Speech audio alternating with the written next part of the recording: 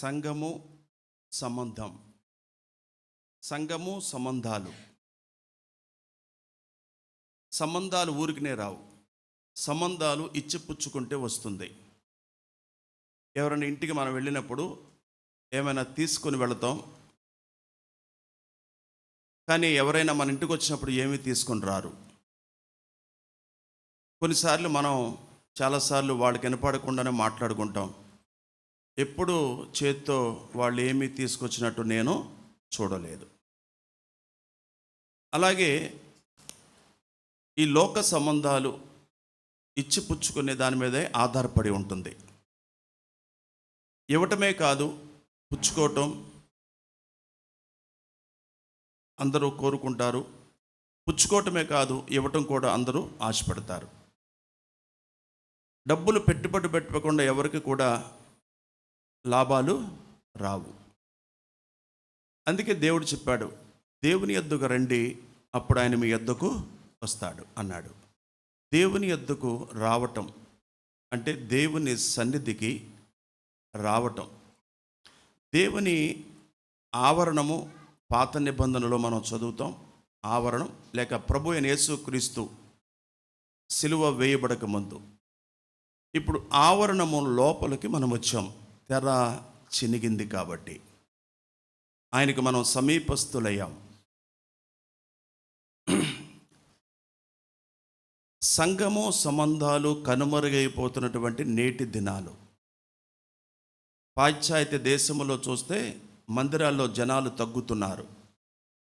Survey చేశారు. కారణం ఏంటంటే కంప్యూటర్కి అతుక్కుపోయి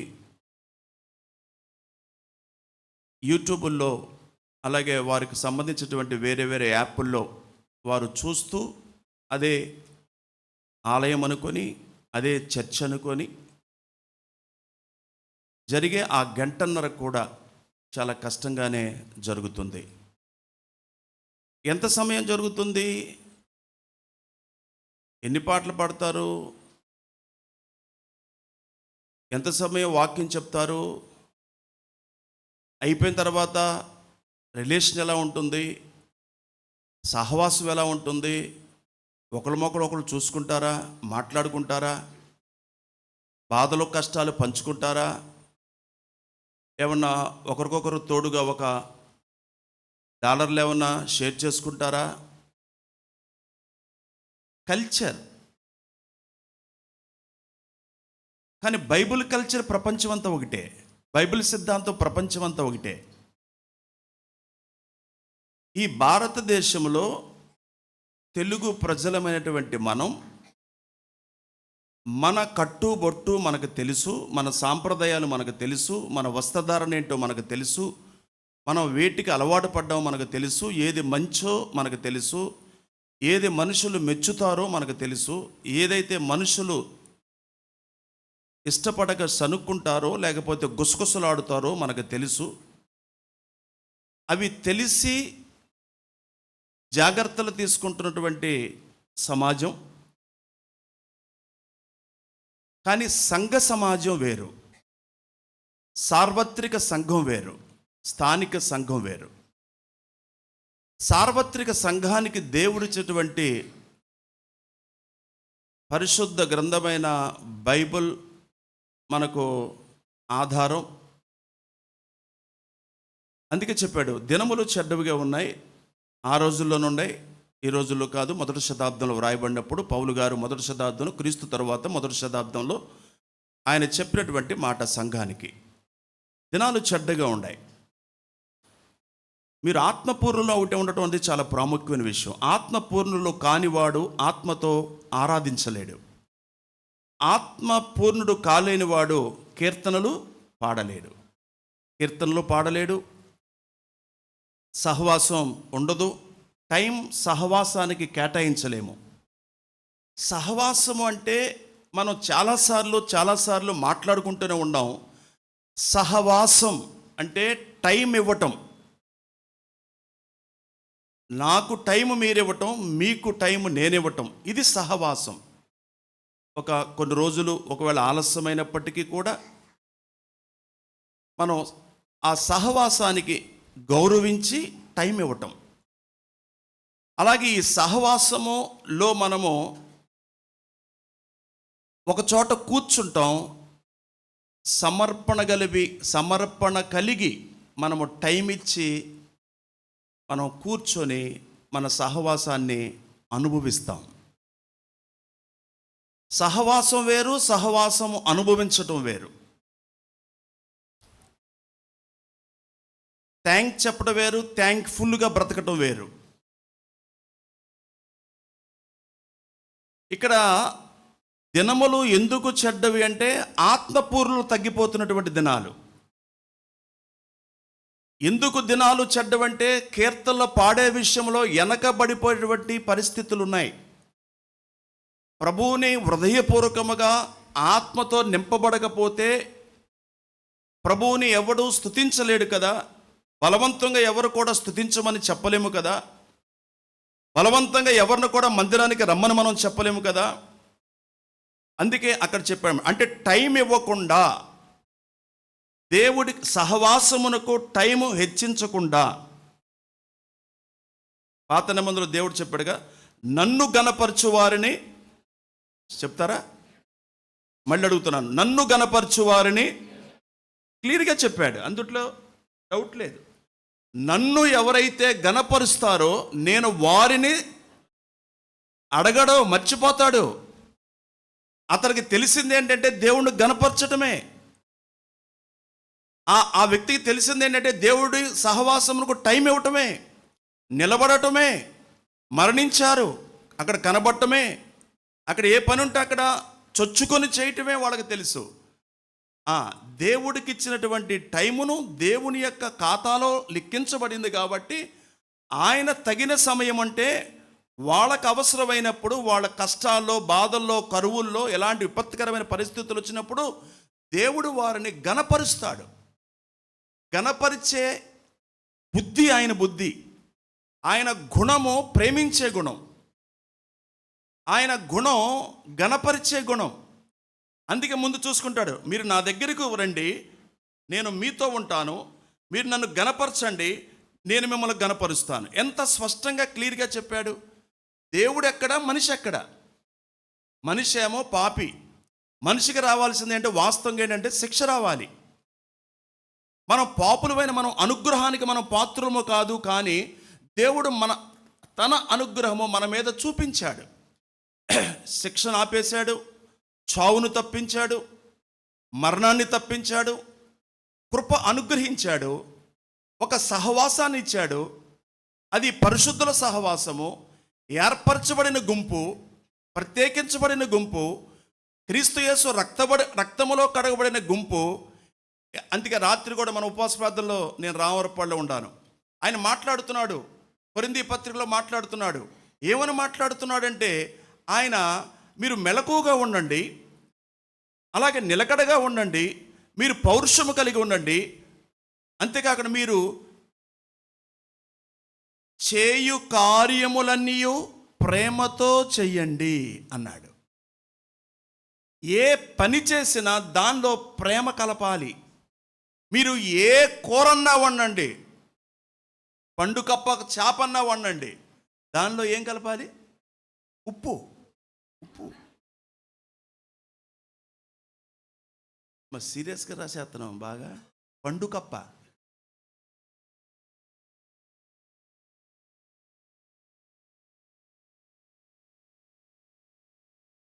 మొహాలను అవట్లేదండి. పండుకప్ప, ఫిష్. ప్రతి కూరలో కూడా నువ్వు ఎంత సాల్ట్ తక్కువ తిన్నా, అయోడిక్ సాల్ట్ వాడినా, రాక్ సాల్ట్ వాడినా కొద్దిగా కలపాలి. అప్పుడు దానికి రావాల్సిన రుచి వచ్చేస్తుంది. మెలకువగా ఉండండి, నిలకడగా ఉండండి, పౌరుషం కలిగి ఉండండి, మీరు చేయు కార్యములన్నీ ప్రేమతో చేయండి. దేవునికి స్తోత్రం చెప్పండి. ఇక ఏ టు జెడ్, అంతే, ఏ టు జెడ్ ఏదైనప్పటికీ కూడా మీరు ప్రేమ ఉండాలి. దానిలో ప్రేమ సిద్ధాంతం ఉండాలి. ప్రేమ సిద్ధాంతము అమలుపరిచే ఈ శతాబ్దంలో, ఈ యుగములో మనం కంపల్సరీగా మనం చెయ్యాలి. దాన్ని బట్టి దేవుడికి మహిమ కలుగుతుంది. ఈ టైం ఇవ్వటము మాకెక్కడ కుదిరిద్ది? మేము చికెన్ సెంటర్కి వెళ్ళాలి, ఫిష్ అయిపోతాయి, శంకరోట్లో టిఫిన్ కట్టించుకోవాలి. ప్రతిరోజు మనం తింటలేదా? వారం తింటలేదా? కోళ్ళకే జబ్బు వస్తే మనం ఆగలేదా? చేపలకు కూడా జబ్బు రావాలా? గొర్రెలకు కూడా జబ్బు రావాలా? దేవుడు ఆ స్థితికి తీసుకురావాలా? సహవాసం అంటే ఈ సహవాసం ద్వారా షేర్ అవుతుంది, సాక్ష్యం వెళుతుంది వీళ్ళకి. ఈ సాక్ష్యము వాళ్ళకి వెళ్ళడం ద్వారా దేవుడి గురించి మాట్లాడుతున్నారు. ఈ ఉన్న దానిలో దేవుని యొక్క మాటలు వారిని బలపరుస్తున్నాయి. కాబట్టి ఈ సహవాసం అభివృద్ధి చెందుతుంది.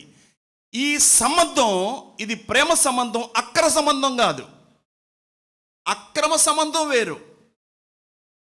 అక్రమ సంబంధమేమో అది ఆధ్యాత్మిక లెక్కలోకి రాదు.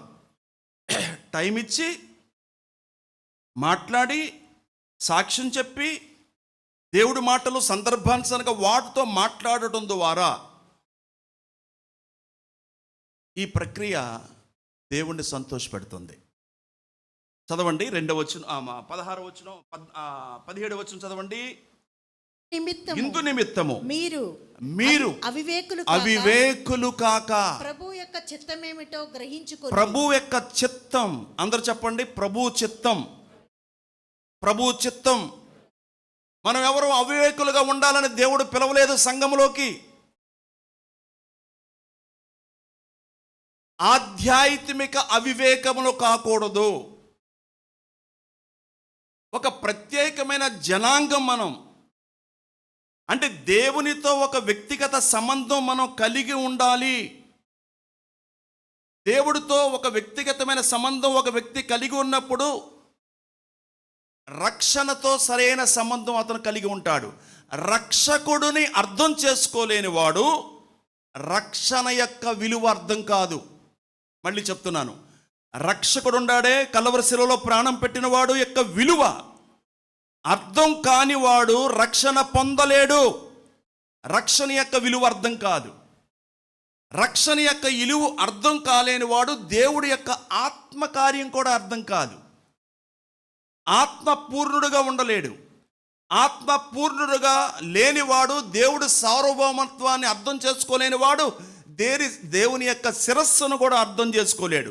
దేవుడి శిరస్సు అర్థం కాకపోతే శరీరము, బాడీ యొక్క విలువ కూడా అతనికి అర్థం కాదు. ఆ శరీరం యొక్క విలువ అర్థం కానప్పుడు సహవాస విలువ అర్థం కాదు. ఆ సహవాస విలువ అర్థం కానప్పుడు ఇక సంఘముతో పని లేదు, వాక్యముతో పని లేదు. అక్రమ సంబంధం ఏర్పడుతుంది. వాక్యముతో సంబంధం, ఆత్మీయ సంబంధం, ఆత్మీయులతో సహవాసం, ఆత్మ సంబంధమైన సహవాసం. రక్షకుడు రక్షణిచ్చాడు. ఈ రక్షణిచ్చినోడు ఆత్మనిచ్చాడు. ఆత్మనిచ్చిన వాడు వాక్యమిచ్చాడు. వాక్యమిచ్చిన వాడు సహవాసం ఇచ్చాడు. ఆ సహవాసమే దేవుని సంఘం. హల్లెలూయా.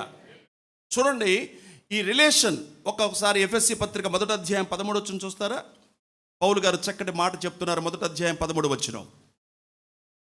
సత్యవాక్యమును అనగా మీ రక్షణ సువార్తను విని క్రీస్తునందు విశ్వాసముంచి. రక్షణ సువార్త విన్న మీరు క్రీస్తునందు విశ్వాసముంచి వాగ్దానం చేయబడిన ఆత్మచేత ముద్రింప. వాగ్దానం దేవుడు మనకు చేశాడు. ఏంటిది? వాగ్దానం దేవుడు చేశాడు. మీకు ఏ వాగ్దానాలు కావాలి? 31 రాత్రి ఈ సంవత్సరం వాగ్దానాలు బాగున్నాయా? వాగ్దానాల గురించి సాక్ష్యాలు చెప్పాలి. మంచి వాగ్దానాలు. టైం లేక ఇంకా చాలా తక్కువే వచ్చినాయి మీకు వాగ్దానాలు. ఇంకా వస్తాయి. వాగ్దానాలు తీసుకున్నట్టు వారం మీకు వాగ్దానాలు ఉంటాయి. వాగ్దానాల మీద పిచ్చి ఉంటాయి కనుక. ఏమి చేశాడు? ముద్ర. ఏ ముద్ర? ఆత్మచేత ఆత్మచేత ముద్ర, ఆత్మ ముద్ర దేవుడు ముద్రించాడు. చదవండి. దేవుని మహిమకు కీర్తి కలుగుటకై. దేవుని మహిమకు, అందరు చెప్పండి, దేవుని మహిమకు కీర్తి కలుగునట్లు. కీర్తి ఎవరికి కలగాలి? దేవునికి. గుర్తుపెట్టుకోండి, నా వ్యాపారం దేవుడిచ్చింది, నా ఉద్యోగం దేవుడిచ్చింది, నా పిల్లలు దేవుడిచ్చిన పిల్లలు, ఈ ఆస్తి దేవుడిచ్చాడు ఈ భూలోకంలో వాడుకోవడానికి. నేను ఒకరోజు ఉండను, ఈ మొత్తం వదిలిపెట్టి వెళ్ళిపోతాను, ఏమీ తీసుకొని రాలేదు. అదే కదా చెప్పేది ఆదరణ కొడుకులో, అదే కదా చెప్పేది భూస్థాపన కార్యక్రమాల్లో. నాదంటూ లోకాన ఏది లేదయ్యా,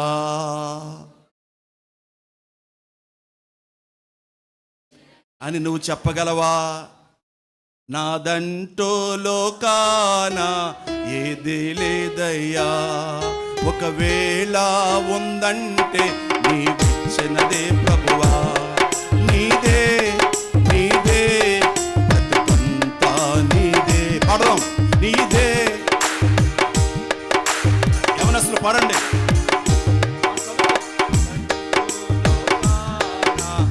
ఏది లేదయ్యా,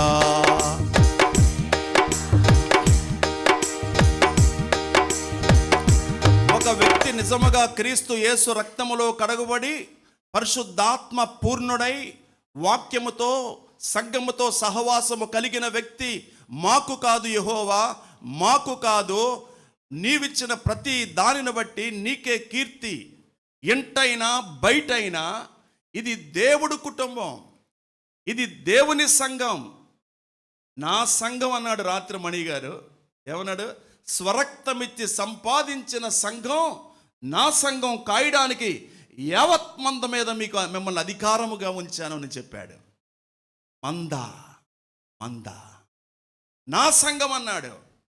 ఇది నా సంఘం అని నేను ఒకవేళ ఏమైనా ఓత పదంగా లేకపోతే ఏమైనా పొరపాటున, అలవాటులో పొరపాటు జరిగితే క్షమించాలి దేవుడు, కానీ సంఘం దేవునిది. దేవుడు ఆ సంఘం భూలోకంలో ఏదైనా ఉందంటే సంఘమే. మరి ఈ సంఘంతో నీకు సంబంధం లేకపోతే దేవుడు కుడిపార్శ్వం మీద కూర్చొని దేనికోసం విజ్ఞాపన చేస్తున్నాడు? సంఘం కోసమే కదా. మరి నా సంఘం నా సొత్తు అని ఎందుకు అన్నాడు? అది ఆయన సంఘమే కదా. అందుకే సంఘాన్ని ఎవరో చిన్న చూపు చూడడానికి వీలు లేదు, సంఘాన్ని తక్కువ చేసి మాట్లాడడానికి వీలు లేదు. నేనైనా నువ్వైనా ఎవరైనా, సంఘం దేవునిది. సంఘములో మీరు నేను మనందరం పనివారం, వాచ్మెన్ అంతే. నీకొక పని నాకొక పని ఇచ్చాడు, అందుకే ఆయనకు కీర్తి కలిగినట్లు. ఇక్కడ చూసాం కదండి, ఎఫ్ఎస్సి పత్రిక చూసామా? ఆయన ఏం చేశాడు? ముద్ర వేశాడు, ఆత్మ ముద్ర వేశాడు. అంటే రక్షణతో అంటే దేవుడితో వ్యక్తిగతమైన సంబంధం కలిగినప్పుడు రక్షణ సరైన సంబంధం మనం కలిగి ఉంటాం, దేవుడి ఆత్మతో సరైన సంబంధం కలిగి ఉంటాం, పరిశుద్ధ గ్రంథముతో ఆదివారమే ఓపెన్ చేయకుండా ప్రతిరోజు దేవుని వాక్యాన్ని తెరుస్తాం, సంబంధం కలిగి ఉంటాం. మనకు ఒక సంఘం ఉంది, ఆ సంఘంతో మనం సహవాసం కలిగి ఉంటాం. రక్షణ విలువ అర్థము కాలేదు కాబట్టి ఈ రోజు వరకు చాలామంది రక్షణ పొందకుండా ప్రమాదములో ఉన్నారు. రక్షకుడు విలువ అర్థం చేసుకోవాలి. అందుకే రక్షకుడు గురించే మనం ఎక్కువ మాట్లాడాలి. ఆయన శిరస్సు, మన శరీరము. అందుకే సంఘ విలువ అర్థం అవ్వకపోతే మనకు ఆనందం ఉండదు, నిరాశ, నిస్పృహ, వేదన, బాధ ఎక్కువైపోతూ ఉంటుంది. అందుకే సహవాసం, ఇది దేవుని సహవాసం. త్వరగా చదువుతారా? అపోస్తలుల కార్యములు 20వ అధ్యాయము 28వ వచనం. అపోస్తలుల కార్యములు 20వ అధ్యాయము 28వ వచనం. దేవుడు తన స్వరక్తమిచ్చి సంపాదించి, ఇందాక నేను చెప్పిన వాక్య భాగం ఇదే అన్నమాట. దేవుడు తన స్వరక్తమిచ్చి, తన, నీది కాదు నాది కాదు, స్వరక్తమిచ్చి సంపాదించిన తన సంఘమును కాయుటకు. ఎవరి సంఘం? తన సంఘాన్ని కాయటానికి పరిశుద్ధాత్మ మిమ్మును దేని యందు అధ్యక్షులుగా ఉంచెను. దేని మీద ఒక పెద్దగా మిమ్మల్ని ఉంచిందో ఆ యావత్ మంద 10 మంది 20 మంది 100 మంది 30 మంది ఎంతమంది అయినా కావచ్చు. ఆ యావత్తు మందను గూర్చియు మీ మట్టుకు మిమ్మును గూర్చియు జాగ్రత్తగా ఉండాలి. నేను వెళ్ళిపోతాను చాలు, అది నా సంఘం అన్నాడు. ఇది నా స్వరక్తం ఇచ్చి సంపాదించుకున్నానన్నాడు. మన చెప్పులు అరిగిపోవడానికే మనకు కష్టం. మనం ప్రార్థనకు దూరం అయితే రాము, ఇష్టమైన చోటుగా వస్తాం, అన్ని చోట్లకు రాము, వ్యత్యాసాలు చూస్తాం. గట్టిగా పిలిస్తే వస్తాం, స్పెషల్గా పిలిస్తే వస్తాం, లేకపోతే రాము. తక్కువ చూపది. వాళ్ళు సంఘస్థులే, వీళ్ళు సంఘస్థులే. వన్ బాడీ, మనందరూ ఒకటే అంటున్నాడు సంఘం. మీరంతా ఎవరు తెలుసు? నా సొత్తు, విలువ పెట్టి మిమ్మల్ని కొన్నాను నేను. ఎంత వండర్ఫుల్! నా వాక్యం ఎంత బాగుందండి. ఆ వాక్యం మనం ఎక్కువగా హైలైట్ చేసుకోవాలి. గుర్తుపెట్టుకో, సంఘం అంటే బిల్డింగ్ కాదు, సంఘం అంటే లైటింగ్స్ కాదు, సంఘం అంటే సమాజం. టైం ఇవ్వండి సంఘానికి, సంఘంతో వాక్యం గురించి మాట్లాడండి, సాక్ష్యం చెప్పండి, వాళ్ళ విషయాలు తెలుసుకోండి. టైం ఇవ్వటం ఇది దేవుడు మనకి ఇచ్చినటువంటి బాధ్యత. దాన్ని బట్టి ఆయనకి కీర్తి కలుగుతుంది. హల్లెలూయా. కొంతమంది నామకార్థంగా వచ్చి వెళుతూ ఉంటారు. నామకార్థం అంటే ఎవరన్నా చెప్పగలరా? నామకార్థం అంటే ఏంటి? అర్థం. Anybody is Telugu pandit? No. పేరుకు మాత్రం వచ్చాం, చర్చికి వెళుతున్నాం, వందనాలు, బాయ్ బాయ్. ఇది సంఘం కాదు, ఇది సంఘం కాదు. నామకార్థం. ఇష్టమైనప్పుడు రావచ్చు, ఇష్టమైనప్పుడు వెళ్ళిపోవచ్చు. ఒక మెసేజ్ వినొచ్చు, కానికేసిపోవచ్చు. ఆ కానికి ఎవడేమన్నాడు అసలు నిన్ను? దేవుడన్నా లేనోడా? దేవుడన్నా అరిగిపోయినోడా? చినిగిపోయినోడా? ఆయనకి ఏమైనా దిక్కు లేదా? డబ్బులంటే అసలు పూర్తిగా మానేసేయండి, రావద్దు. దేవుడు ఆత్మతో నింపబడి ప్రార్థన చేసుకుంటే మందిరంలో కూర్చో, ఆరాధించు, సహవాసం చేయి. నామకార్థ క్రైస్తవం ఎంతకాలం? ఎన్ని రోజులు? రక్తం కార్చాడే, విలువ లేదా? సంఘం కొరకు రక్తం కార్చాడే, సంఘానికి విలువ లేదా? మరణించినప్పుడు భూస్థాపనకు ఆ సంఘం కావాలి, పుట్టినరోజులకు ఆ సంఘం కావాలి, పేరు పెట్టడానికి, పెళ్ళిళ్ళు చేయడానికి ఆ సంఘాన్ని అడ్డు పెట్టుకునేది. రక్తం కార్చాడు. నా సంఘం, నా సొత్తు. నామకార్థం నాటకీయంగా రావటం, ఇది రెండవ మాట. అంటే కనపరుచుకోవటం అంతే. బైబిల్ తెరిచినట్లుగా నటించడం, వింటున్నట్లుగా వినటం, వచ్చినట్లుగా రావటం, కడపనట్టుగా వెళ్ళిపోవటం, నాటక ప్రక్రియ అది. అది దేవుడు సహవాసం కిందకి తీసుకుని లేదు. నా సంఘం. ఫిలిప్పీ పత్రిక 2వ అధ్యాయం 21 వచనం చూడండి. ఫిలిప్పీ పత్రిక 2వ అధ్యాయం 21 వచనం. త్వరగా 2 వచనాలు, 2 చరణాలు. 2వ అధ్యాయం 21 వచనం. ఇంతసేపా? అందరూ తమ సొంత కార్యాలే చూసుకొనుచున్నారు. ఇది ఎవరు చెప్పారండి? మొదటి శతాబ్దంలో అపోస్తలుడైన పౌలు గారు వేదన. అందరూ, ఒక్కళ్ళ కూడా కాదు, అందరూ తమ సొంత కార్యాలు చూసుకుంటున్నారు. రోజంతా వాళ్ళకే. ఇక 24 గంటలు కూడా చాలు అన్నట్లుగా మనిషి బ్రతుకుతున్నాడంట. ఏంటి ఈ మాట? ఎవరిదంటే నేను చెప్పిన మాట అది కాదు. ఇది స్వార్థపూరితము కింద వస్తుంది. ఇది స్వార్థపూరితమైన సంబంధం. ఆ కింద మనం చూసాం, నామకార్థ సంబంధం రావటం, వెళ్ళటం, నాటకీయ సంబంధం కనపరుచుకోవటం, నటించడం, విన్నట్టు వినటం, చూసినట్టు చూడటం, చేసినట్టు చేయటం, వేసినట్టు వేయటం, వెళ్ళిపోవడం, ఇదొక సంబంధం.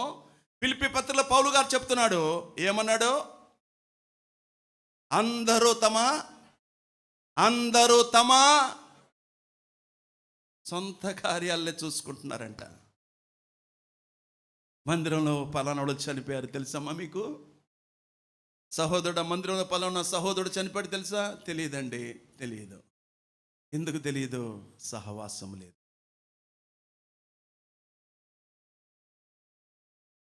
ఇలాగే ఉన్నారు. అంటే వాళ్ళు చూసుకుంటున్నారు, ఇక టైము చాలదు అన్నట్టుగా ఉన్నారు, వెళ్ళిపోతూ ఉన్నారు. సంఘముతో సరైన సంబంధం లేకుండా దేవుడితో నాకు సంబంధం ఉందండి అని చెప్తే ఎవరైనా మనకు నమ్మొచ్చా? సంఘముతో సరైన రిలేషన్ లేకుండా దేవుడితో నాకు సంబంధం ఉందంటే ఎంత మట్టుకు మనం నమ్మొచ్చు? భూలోకంలో మీరు చెప్పండి, బైబిల్ మూసేయండి అమ్మయ్య. భూలోకంలో దేవుడికున్న ఆస్తి అంటే చెప్పండి. మీ నోరు తెరిచి చెప్పండి, వాక్యానుసారంగా చెప్పండి. భూలోకంలో దేవుడికున్న ఆస్తి ఏంటి? మన ఆ సంఘంతో సహవాసం ఏది మీకు? ఎవరి కోసం తండ్రి కుడిపార్శ్వం మీద ఉండి విజ్ఞాపన చేస్తున్నాడు? ఆయన సంఘం కోసం కాదా? మరి ఆయన సంఘంతో మన సంబంధాలు ఎలా ఉన్నాయి? ఈ భూలోకంలో దేవుడు గుండు చప్పుడు ఏంటి? సంఘం. ఆయన వస్తున్నాడు సంఘం కోసం, ఆయన రాబోతున్నాడు సంఘం కోసం, విజ్ఞాపన చేస్తున్నాడు, కుడిపార్శ్వం మీద ఉండి ఏడుస్తున్నాడు, కన్నీరు కోసం ఈ సంఘం కోసం కాదా? స్వరక్తమిచ్చి సంపాదించిన నా సొత్తన్నాడు ఆయన సంఘం కాదా? పాకలో కూడుకున్నది సంఘమే,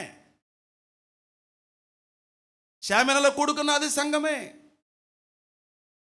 సంఘంలో మనందరం కూడా దేవుడు మనకు అప్పగించిన పరిచర్యలు నానా రకాలుగా ఉండొచ్చు, కానీ మనమందరం పనివారు మాత్రమే.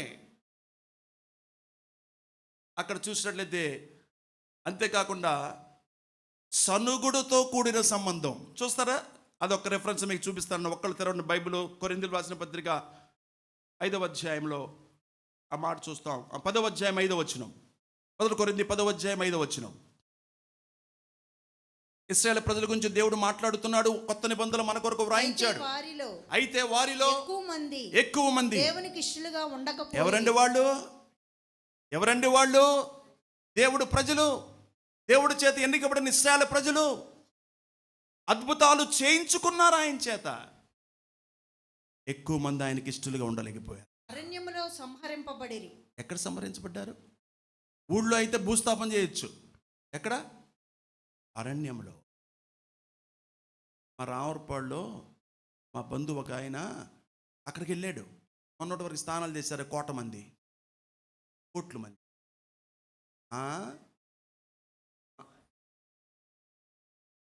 అయ్యన్నారు కాదు కానీ అది చెప్పండి. ఆ గంగా నది కుంభమేళాకి వెళ్ళారు, పుణ్య స్నానం చేద్దాం. ఆయన అక్కడ వచ్చి చచ్చిపోయాడు. పోలీస్ కేసు పెడితే చాలా ఇబ్బంది అంట, ఇసుకంట, ఖర్చు అంట. అక్కడ పక్కన ఇంకో తెలివి గలవాడు ఉన్నాడు.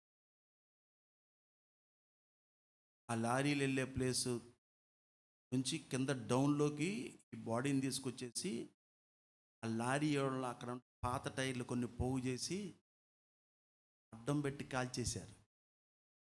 ఇంటికి రాలా, మొహం ఎవరు చూడలా. ఇక్కడ దినం చేశారు. అంటే దినం అంటే తెలుసు, అదే జరిగింది. ఎక్కడ రాలిపోయారు? అరణ్యం. ఎందుకు రాలిపోయారు? సనుగుడు.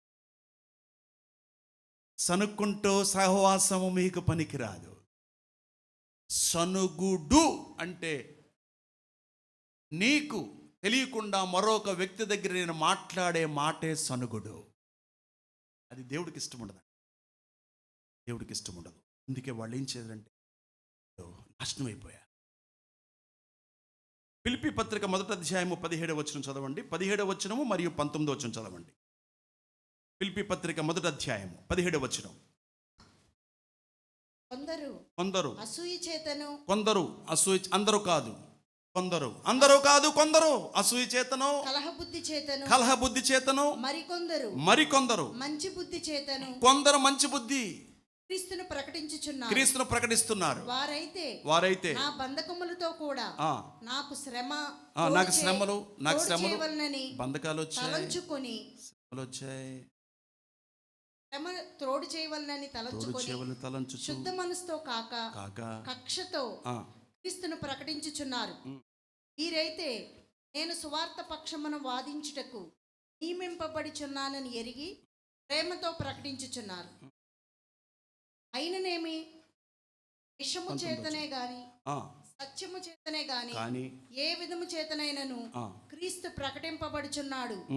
అందుకు నేను సంతోషించుచున్నాను, ఇక ముందును సంతోషింతును. మరియు నేను ఏ విషయములలో సిగ్గుపడక ఎప్పటి వలె ఇప్పుడును పూర్ణ ధైర్యంతో బోధించుట వలన నా బ్రతుకు మూలముగా నేనైనను సరే, చావు మూలముగానైనను సరే, క్రీస్తు నా శరీరమందు ఘనపరచబడునని. చాలు. సమర్పణతో కూడిన సంబంధం, సమర్పణ. ఇక్కడ చూడండి, పౌలు గారు ఆయన వేరే చోట కూడా అంటాడు, నేను బాణార్పణము పోయిచున్నాను చనిపోటాను. అంటే శ్రమలు భయంకర. మనకొచ్చిన శ్రమలు ఏం శ్రమలు? అసలు చిల్లర శ్రమలు. మనకేం శ్రమలు వచ్చాయి? భయంకర శ్రమలు. మొదటి శతాబ్దం. బాణార్పము పోయి పడుచున్నాను. చూడండి ప్రియ సహోదరి సోదరులారా, షాలోమ్ ఎవాంజలికల్ ఫెలోషిప్ సంఘస్థులు నమ్మకార్థం, తర్వాత నాటకీయ సంబంధమా, స్వార్థపూరితమైన సంబంధమా, లేక సనుగుడుతో కూడిన సంబంధమా, సంపూర్ణమైన సంబంధమా? ఏ కేటగిరీలో మనం, ఏ కేటగిరీలో ఉండి దేవుడిని మనం ఆరాధిస్తాం? నాటకీయ తత్వము, నామకార్థము లేని నీ మనస్సును బట్టి నీ ఆత్మతో దేవుడు ఆత్మ మాట్లాడగలదా? ఈ కేటగిరీ ఏ లెవెల్?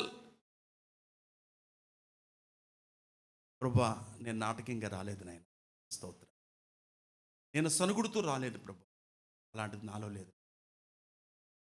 నీ ఆత్మతో నన్ను, నీ రక్షణను అర్థం చేసుకునే భాగ్యం నాకు.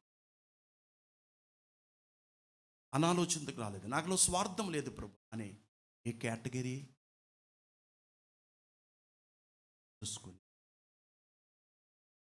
ప్రభు ఈ వాక్యం దీవించి నన్ను మనం బలపరిచి ఆత్మ సంబంధమైన ఆరాధనలోకి నడిపించునుగా. ఎదురు